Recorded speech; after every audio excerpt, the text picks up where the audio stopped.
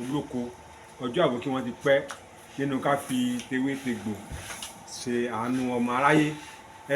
Àlejò wa lọ́sẹ̀ ìyàwó náà ni Alhaji Dr. Wasiu Muhammadu cousin Buaya tí gbàyé mọ̀ sí Alhaji Buaya Baasegun gbogbo Agbado káfàtà àwọn náà wà lórí ẹ bá kẹwàá lálé kẹsẹ ká tó máa lọ.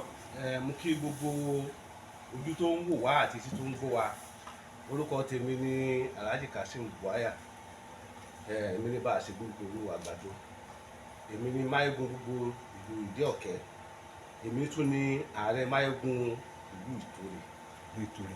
Gbogbo yìí tó ń gbọ́ wa, gbogbo ẹni tí àìsàn àbí àrùn kárùn ṣe àbí ìdíwọ́ ìjìnlẹ̀ kan bá ń dà láàmú ní agbára Ọlọ́run ọba ká kúrò ń bẹ̀ látò ń lọ. Mo kí gbogbo yín ẹ kú lé. Àdìgbòfọlọ ní ọ̀kan nínú àwọn àìsàn tí ó ń sábà báwọn èèyàn fínra lásìkò yìí tẹ́ pé tọmọdé tàgbà náà ni oṣù láyé john àgbàlagbà ló máa ń ṣe bọ̀ tí ń sìn àtọmọdé àtàgbà òun náà ni àìsàn náà ń yọ lẹ́nu, òun náà ni àìsàn tí wọ́n pè ní ìtọ̀ ṣúgà, àwọn olóyìnbó ń pè ní diabetes. Ìtọ̀ ṣúgà irú àìsàn wo ni?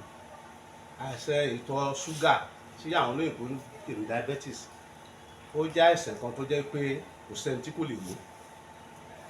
Àìsàn yìí wá látara gbogbo nǹkan tí oníkálukú wa tá à ń jẹ lásìkò yìí.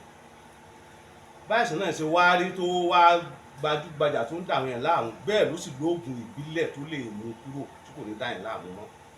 Nítorí pé Ọlọ́run ọba tó dá àìsàn ó dá oògùn tí a fi lò tó ti yín nìsín. Àìsàn yìí ó wà látara pé kò sí nǹkan tí ìyẹn lè jẹ láyé yìí tí kò ní ṣúgà náà. Tí èèyàn bá ti wá jẹ, tí èèyàn bá máa tọ́jú ara rẹ̀ látara bẹ́ẹ̀ yóò ní ìtọ̀ ṣúgà. Èmi ló fi sọ fún wa pé ká máa lọ ṣe àyẹ̀wò ara wa lóòrèkóòrè ká mọ̀ pé ṣàìsàn yìí ti dé ara wa àbí kò sí lára wa. Ṣùgbọ́n pé ẹni tó bá ti wá dára rẹ̀ so ògùn wà fún tó lè fi kúrò tó kò ní dà wọ́n láàmú. Ẹni tí kò bá ti dé ara ògùn wà fún tí kò fi ní débẹ̀. Èyí tó bá jẹ́ pé bóyá kò tí wà pọ̀ ògùn wà fún tó yẹ kó kò fi ní pọ̀ mọ́ tó fi kúrò. So kò sí àìsàn kan tó wà tí Ọlọ́run ọba mi ò ká.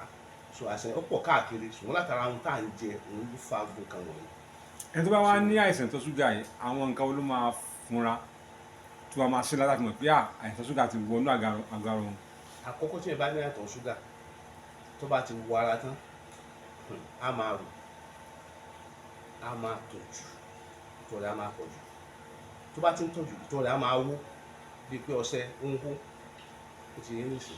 Lẹ́yìn wá gbà yẹn tí ẹ bá ní ìtọ̀ ṣúgà kò ní máa rí oorun sùn.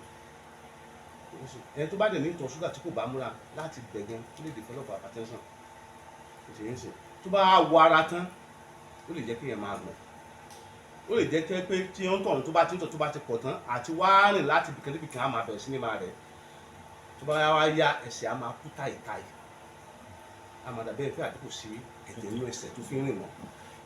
Bẹ́ẹ̀ ni àìsàn ṣúgà ó pọ̀ tó yẹ pé oríṣiríṣi nǹkan tó fi ń ṣèyàn ó pọ̀ rẹpẹtẹ.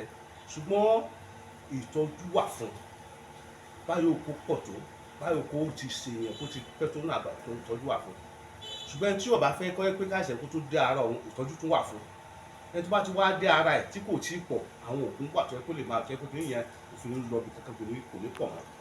Ọ̀pọ̀lọpọ̀ àwọn èèyàn ni wọ́n ti sọ fún pé ìtọ̀ ṣúgà yìí tó bá pọ̀ jù tán ó lè di stroke, yes ó máa ń ṣe bẹ́ẹ̀ tó bá pọ̀ jù lára èèyàn tán. Ṣùgbọ́n ó ní ìtọ́jú wọn gbélé tó yẹ kó lè bá dẹ̀ ti ṣe oògùn fún kí wọ́n máa kúrò lára.